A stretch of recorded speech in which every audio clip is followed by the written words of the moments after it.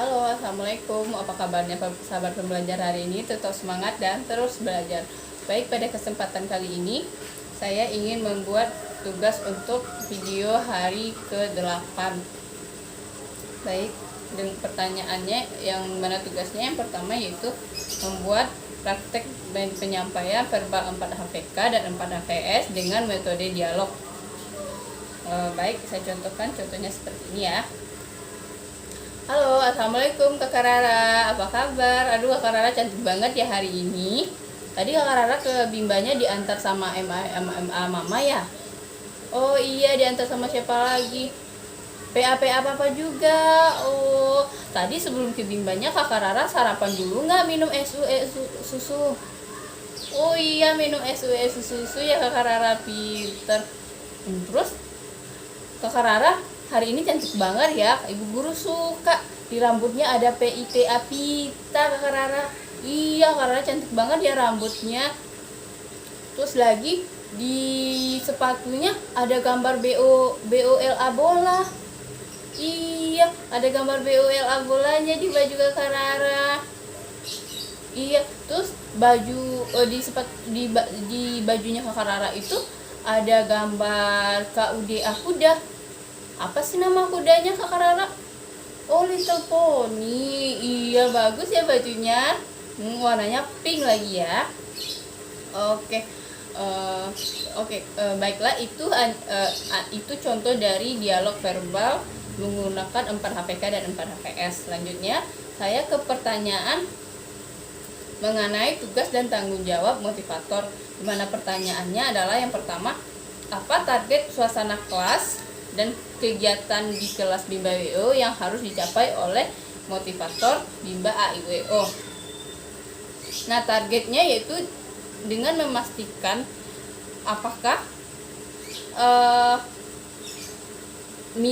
kita sudah menerapkan metode Bimba itu dengan sungguh-sungguh atau sebagaimana mestinya. Jadi, apakah fun learning itu sudah kita terapkan sebagaimana fungsinya fun learning itu di kelas, yaitu di mana fun learning ini akan tercapai dengan kita melakukan smart system dan individual system. Jadi apakah metode Bimba itu sudah kita terapkan dengan sungguh-sungguh. Lalu apakah 7 nilai dasar Bimba tadi sudah kita pakai juga di kelas seperti itu. Jadi kita harus menjadi titik acuan kita adalah 7 nilai dasar Bimba dengan kita terapkan dengan metode Bimba. Lalu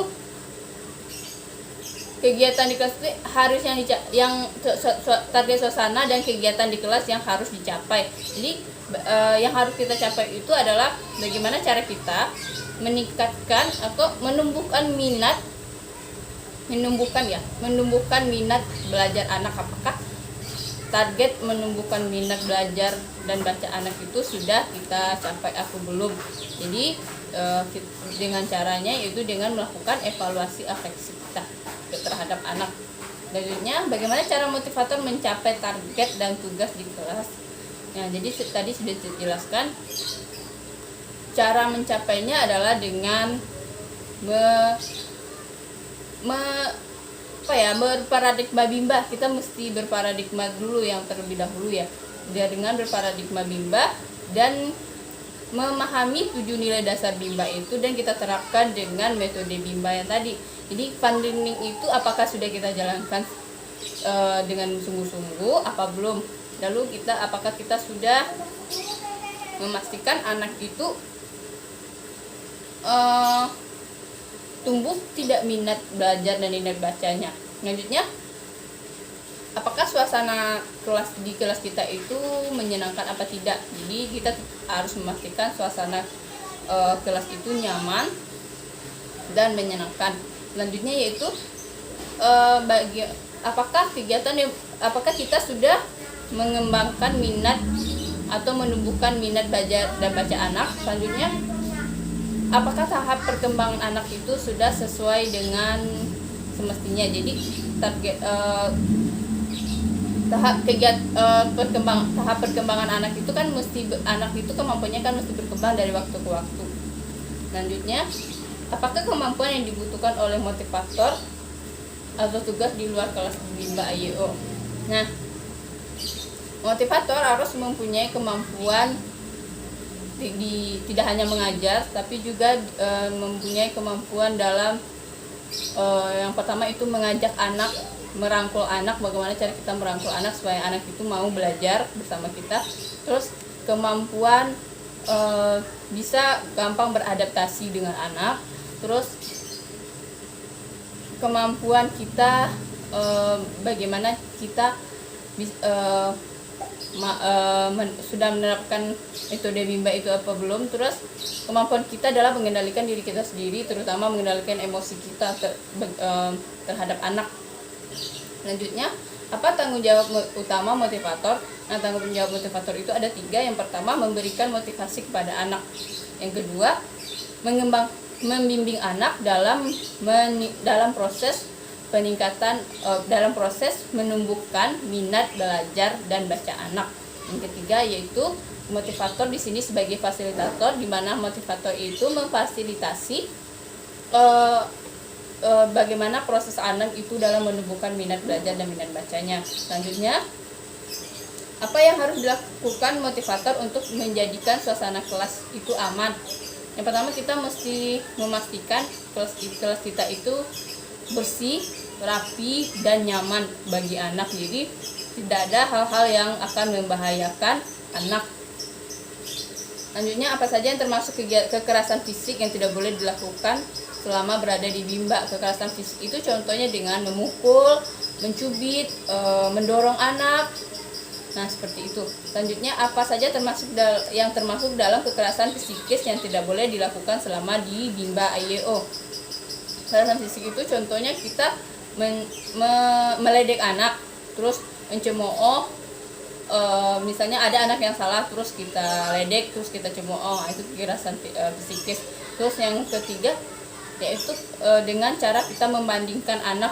Nah, jadi kemampuan anak itu kan berbeda-beda. Jadi antara si A dengan si B itu kita tidak boleh membandingkannya. Terus yang selanjutnya, apa yang harus dilakukan motivator untuk menjadikan suasana kelas itu nyaman? Nah, tadi kan sudah saya bilang ya sebelumnya, kita memastikan dulu kelas kita itu bersih. Terus hal-hal yang kita butuhkan selama proses membimbing atau menumbuhkan minat belajar baca anak itu, contohnya buku gambar, kertas-kertas untuk anak menulis, itu sudah tersedia dengan rapi di dekat kita. Jadi kita tidak akan pusing lagi ketika anak itu dia minta menggambar, dia minta menulis. Jadi kita dengan cepat itu tahu gitu di mana letaknya barang tersebut. Terus selanjutnya, apa saja yang harus dilakukan motivator dalam mengasihi murid dan menyayangi murid? Nah, mengasihi dan menyayangi ini itu seiring dan sejalan ya menurut saya. Jadi kita mengasihi anak itu kita merangkulnya, mengajak dia untuk belajar. Jadi kita mesti menghadapkan diri kita sebagai teman, orang tua, sekaligus sahabat bagi anak. Jadi ketika anak itu tidak mau, dia rewel, ketika aku nggak mau baca Bu Guru. Jadi kita mesti memposisikan diri kita sebaik mungkin di dekat anak. Bagaimana cara kita membuat anak itu nyaman dulu terhadap kita, dia suka dulu nih ke kita, baru anak itu mau. Cara pelan-pelan dia akan mau nanti belajar dan mengikuti proses menumbuhkan minat belajarnya. Selanjutnya, apa yang harus dilakukan motivator untuk menjadikan kegiatan bermain sambil belajar itu menyenangkan? Nah, yang harus kita lakukan yaitu tadi, kita harus menerapkan fun learning. Fun learning itu kan proses pembelajaran yang sepenuhnya menyenangkan. Jadi kita bisa melakukan kegiatan yang bervariasi. Kan ada variation skill ya, kita melakukan kegiatan yang bervariasi. Misalnya ketika dia menulis, kita nanti selipkan